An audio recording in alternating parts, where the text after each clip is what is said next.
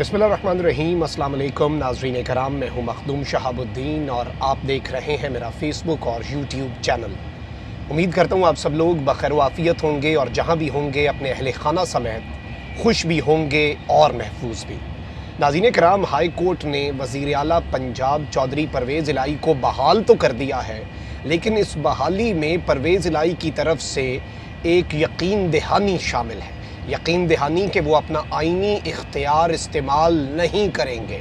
इस यकीन दहानी के हवाले से जहां बहुत से सवालात उठ चुके हैं कि इमरान खान के इख्तलाफात थे या इमरान खान की मर्ज़ी से ये सब हुआ है, और क्या इमरान खान इस यकीन दहानी के जो हाई कोर्ट में जमा करवाई गई है उसके मुखालिफ थे, ये सारी चीज़ें आपके सामने रखनी है। लेकिन एक नया पिंडोरा बॉक्स खुल चुका है। परवेज़ इलाही के बहाल होते ही, चूँकि आपको पता है कि आईजी भी नए आ चुके हैं, चीफ सेक्रेटरी भी नए आ चुके हैं, और इनके बहाल होते ही एक नया फड्डा पड़ा है। जो चीफ सेक्रेटरी हैं पंजाब के, उन्हें कमरे में बंद करके उनसे दस्तखत किसने करवाए? ये एक ऐसा पिंडोरा बॉक्स है जो एक मरतबा फिर हालात उसी नहज पर लेकर जा रहा है जिसमें इमरान खान और मुक़्तदर हल्के जो हैं वो आमने सामने भी थे, और इनके दरमियान एक तरह से आप कह सकते हैं कि जो कशीदगी है वो बढ़ सकती है ऐसी तमाम तर चीज़ों से।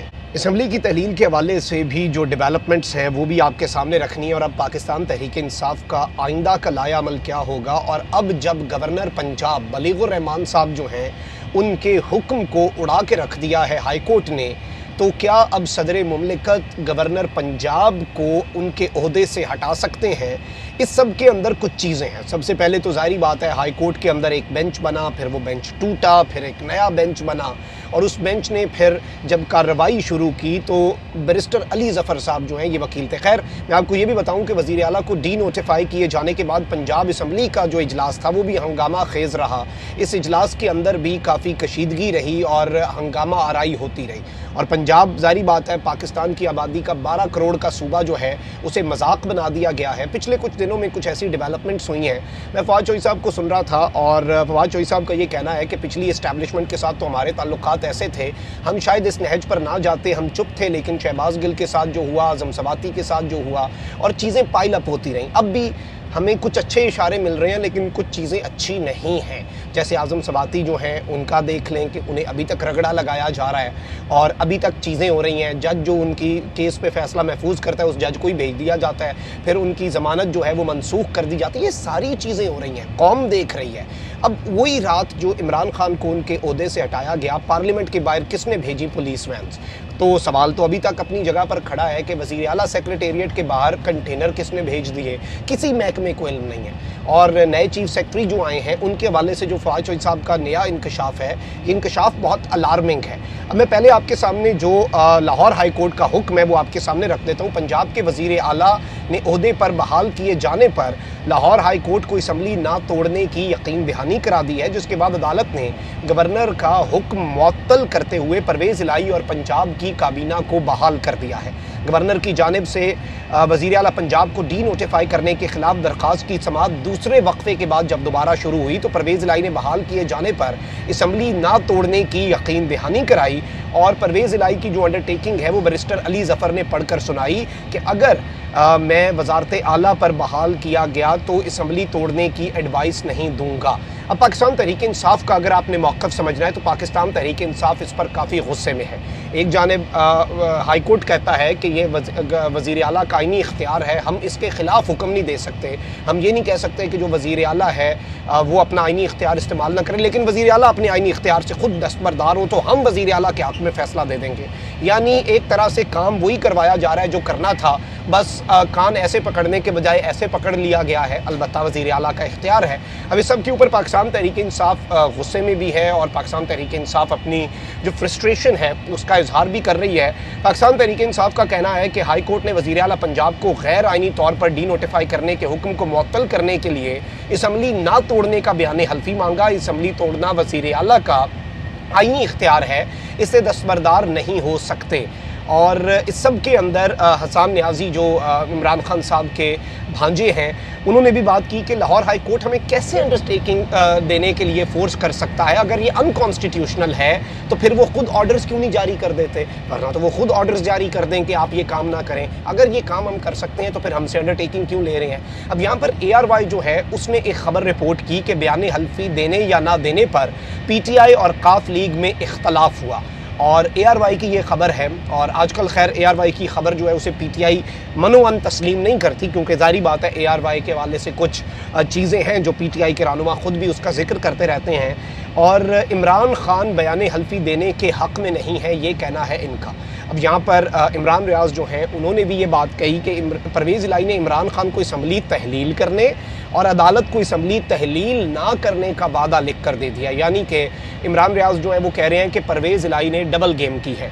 अब यहाँ पर मैं आपको ये बता दूँ कि परवेज़ इलाही के जो साहबजादे मुनस इलाही हैं उनके हवाले से उन्होंने खैर एक मरतबा फिर सिरल अलमेडा हैं, उन्होंने लिखा कि ये परवेज़ इलाही के PDM के चीफ मिनिस्टर बनने पर यह मामला रुकेगा, तो इस पर मुनस इलाही ने लिखा हेल नो। और जो हकीकत है वो ये है, ज़ाहिर बात है, चले आपसी किसी की रंजिश हो तो वो अलग बात है, लेकिन हमने तो वो हक़ाइक़ आप तक कोट करने हैं। वज़ीर आला पंजाब परवेज़ इलाही के जो बेटे हैं मुनस इलाही, उन्होंने साबिक़ वज़ीर आज़म इमरान खान से मशवरे के बाद परवेज़ इलाही की अंडरटेकिंग वकील अली ज़फ़र के हवाले की। ज़राए के मुताबिक अदालत की जानिब से अंडरटेकिंग का कहने पर बैरिस्टर अली ज़फ़र ने परवेज़ इलाही से रब्ता किया, जिस पर उन्होंने अंडरटेकिंग लिख कर मुनस इलाही जो हैं उनके हवाले कर दी कि बेटा इसका जो करना है आप कर लें। ज़राए ने बताया कि मुनस इलाही ने ज़मान पार्क में इमरान खान, एडवोकेट जनरल पंजाब और बैरिस्टर अली ज़फ़र से मुलाकात की, और इमरान खान से मशवरे के बाद मुनस ने अंडरटेकिंग बैरिस्टर अली ज़फ़र के हवाले की। ज़राए का कहना है कि बैरिस्टर अली ज़फ़र ने परवेज़ इलाही के दस्तखत शुदा अंडरटेकिंग जो है वो अदालत में जाकर पढ़कर सुनाई, जो मुनस ने उन्हें दी। अब यहाँ पर परवेज़ इलाही जो हैं वो इस चीज़ को बार बार क्लियर कर रहे हैं, और ओहदे पर बहाली के बाद उनका पहला रद्द-ए-अमल भी सामने आ चुका है। उन्होंने कहा है कि पंजाब की आवाम को मुबारक हो, अदालत ने गवर्नर की आइन शिकनी का रास्ता रोका है, अंधेरे में मुंतखब हुकूमत पर शब खून मारने की कोशिश नाकाम हो गई है। इम्पोर्टेड हुकूमत जो है इसने 58(2) बहाल करने की कोशिश की, लेकिन इसका रास्ता रोक दिया गया। और परवेज़ इलाही ने यह कहा है कि असम्बलियों की तहलील हतमी है, ये हो के रहेगी, और इमरान खान का जो फैसला है उस पर अमल दरामद होगा। अब ये एक बहुत इंपॉर्टेंट चीज़ है और एक बहुत बड़ी डेवलपमेंट के तौर पर चीज़ सामने आई है।